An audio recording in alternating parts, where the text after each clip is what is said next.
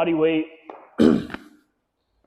for the body weight warm up, there's push-ups, chin-ups, things that can be quite challenging and require a decent amount of strength in order to do them. So with the push-up, if the push-up starts to deviate from this, so that's what we want them to look like. If it starts to look like you got the chicken neck going down, no good. If it starts to look like you got a little yoga action going on and then coming down and then reversing worm to get back up, no good.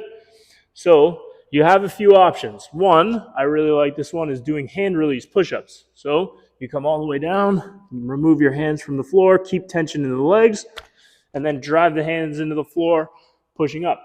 If that is very challenging as well, and you're finding that you're losing that core control, torso control, you can use a block. So a block will go right underneath your chest. So you'd have to be in front of the yoga block a little bit, and then you try to go down and back up. You go down, back up. So tapping the block. Use the second block if that's hard and you're losing your tension in the push-up position. So here, come down, tap, and back up.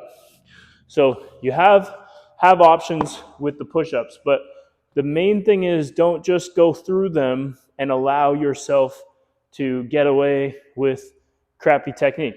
Really try to load your shoulders over your wrists. That's going to be a big priority. And then maintain tension in your quads. Try to extend your knees fully. Engage the quads to help you with that full body tension for a good push-up. For the chin-up, we want to have chin over the bar. If that's difficult, you can put a box underneath you to allow you to jump and get some momentum. So that'll give me a bit of a boost, and then from here, I can jump up and then try to control on the way down.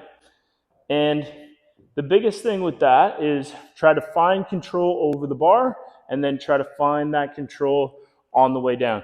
I would prefer you to do the jump chin up and control on the way down rather than adding a band, mostly because that practice of being able to stabilize your whole entire body on the way down required with the band kind of like hijacks that a little bit and makes it more about you just seeing how strong your arms are. But a chin up is really coordination of both your arm strength, your back strength, but also your core's got to help you, your whole body. The better you can get at creating whole body tension, the sooner you're going to be knocking out chin ups easy peasy. Our jump squats, ideally you have something you can reach for, whether it's a chin-up bar. I'm going to just do it with these rings. So for the jump squat, I load into the squat. Even if I come up on my toes, that's okay. Nothing athletic happens in the heels. So if you don't maintain that full foot pressure, that's okay. But the big thing is I want you to get fully loaded up. From here, jump and touch, down and touch, down and touch, okay? So you're having that big extension moment up top, reaching for something. Then the same thing, we want to try and find a target, whether it's, again, a chin-up bar. Ideally, when you reach up, whatever it is you're reaching for is not within reach with you just standing and reaching overhead. Ideally, it's something you actually have to jump up to. And so here, in your split, you're going to jump up, touch, up, touch. And for the L-sit leg raises, ideally, sitting straight out in front, and you reach your hands sort of in line with your knees or somewhere in that ballpark. Then from here, very tricky, and I might cramp here, but I'm going to lift up and back down, lift up and back down. If this is difficult, hard to straighten out the legs, tight through the hamstrings, what have you, you can go to one leg, alternating, but try to do, if it calls for 2 reps, you'll do 2 on one, 2 on the other. The other thing is, like, I would just be okay for a little bit, even if they lift like that. It's going to suck.